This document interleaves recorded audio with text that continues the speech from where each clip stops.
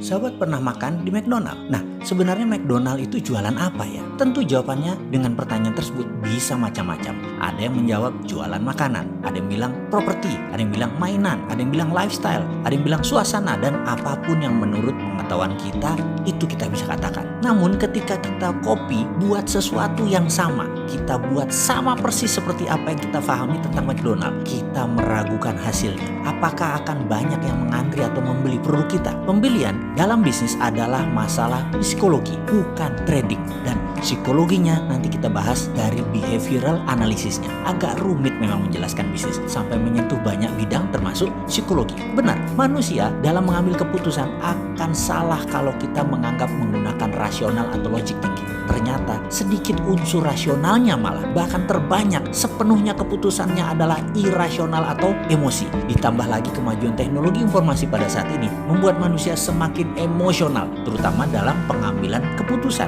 Terjadi pergeseran yang telak di mana dulu pemahaman pembelian adalah dengan rumus munculnya kebutuhan atau need recognition, diikuti dengan pencarian informasi atau informational search, diikuti dengan evaluasi alternatif produk yang akan kita beli atau evaluation of alternative, kemudian melakukan pembelian dan penggunaan atau purchasing and consumption. Oke, sekarang kenyataan terbanyak pada saat Anda jalan ke mall, ke Senayan City misalnya, di mana niatnya mau membeli celana jeans dan minyak wangi. Ternyata proses belanja itu tidak semulus logika kita sewaktu berangkat di awalnya. Seberapa sering ternyata Anda pulang tidak jadi beli celana jeans, malah beli baju atasan, tidak jadi beli parfum, malah beli handphone terbaru. Di mana rasionalnya? Benar nggak perkataan ini? Apakah ini pengalaman kita semua atau hanya saya? Kembali ke McDonald. Apakah McDonald laku keras karena lokasinya? Atau laku karena Big Mac-nya, karena McNugget-nya, karena McChicken-nya? Kalau secara rasa, semua produk McDonald biasa saja menurut saya. Bahkan dibandingkan sate ayam misalnya di depan rumah sakit Pertamina, lebih enak di situ. Ayamnya, saya pikir satu lagi, lebih enak ayam goreng di restoran pagi sore. Masih saya bilang lebih ngangenin daripada paket hematnya McChicken. Atau kita tambah satu lagi deh bisnisnya, Starbucks. Starbucks sukses di dunia dan menjadi darlingnya di Wall Street untuk waktu yang sangat panjang. Apa karena frappuccino-nya? Apa karena mochaccino-nya? Apa karena kopinya yang enak? Tidak. McDonald, Starbucks sukses dan laku produknya bukan karena apa yang disebut konten atau what to offer atau apa yang ditawarkan kepada pembeli. McDonald sukses bukan karena makanan. Starbucks sukses bukan karena kopi. Konten adalah sesuatu yang berhubungan dengan rasional kita.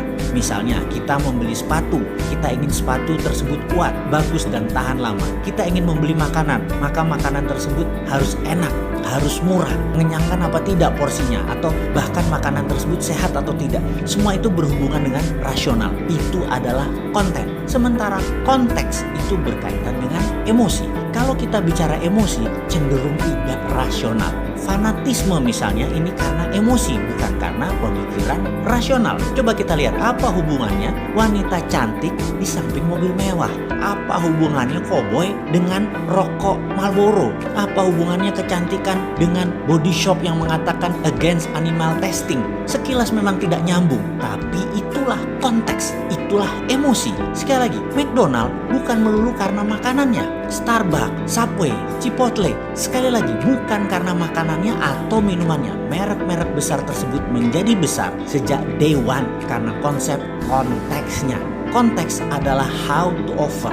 How, bagaimana cara Anda menawarkan produk tersebut jauh lebih penting daripada apa yang Anda tawarkan ke pelanggan Anda. McDonald sukses karena konsep service, cleanliness, dan family value-nya. Keramahannya kepada anak-anak, tersedianya tempat main, termasuk event-event pada saat hari khusus seperti ulang tahun dan pesta anak lainnya. Merchandise anak-anak, The Toy Stories, Hello Kitty, dan banyak lagi lainnya mempertahankan citra atmosfer restorannya fun dan friendly. Ini semua adalah konteks, ini semua adalah emosi. Sekali lagi, dari sisi yang lain, saat ini konten saja tidak cukup untuk memenangkan kompetisi bisnis. Harus masuk ke emosi, harus masuk ke konteks. Konten itu sesuatu yang given, sesuatu yang biasa-biasa saja. Kita harus memanfaatkan kekuatan konteks agar memberi value yang unik. Yang jadi pertanyaan sekarang adalah bagaimana membuat konteks dari produk kita? Karena mungkin produk sahabat bukan makanan, bukan minuman, ada ribuan konten lainnya. Dan Bagaimana sekali lagi membuat konteksnya? Bagaimana behavioral analisisnya sehingga bisa membuat konteks yang menarik? Atau bahkan bagaimana membangun konteks negara Indonesia ke depan? Nah, ini pertanyaan serius yang harus dijawab serius. Masih mau lanjut? Masuk harus bos, men sih ngurus negara? Gak cocok bener dah nih.